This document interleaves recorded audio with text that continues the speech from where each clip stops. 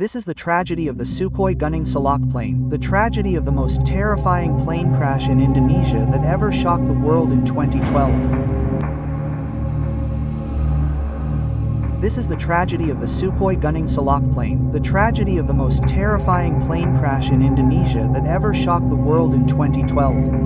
And aviation experts were even given goosebumps when they learned what actually happened before this tragedy. On May 9, 2012, the Sukhoi Superjet 100 aircraft conducted a demonstration flight in Indonesia.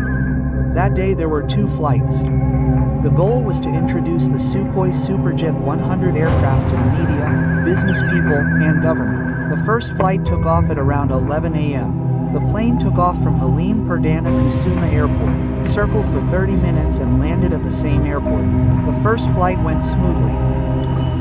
Then the second flight took off at around 2:21 p.m. with the same route as the first flight. The plane carrying 45 passengers including cabin crew took off smoothly. Around 2:26 p.m., the pilot requested permission from the control tower to lower the aircraft's altitude from 10,000 to 6,000 feet. Permission was granted, but that was the last communication between the pilot and the control tower. Afterward, the plane disappeared from radar and was declared lost contact. A search by the SAR team was launched. The location of the plane's disappearance was predicted to be around Mount Salak, Bogor Regency. However, the search was postponed due to bad weather. The next day, the SAR team finally identified the crash site. However, the evacuation was again delayed due to bad weather and difficult terrain on the slopes of Mount Salak. The evacuation could only begin 2 days after the plane was declared missing.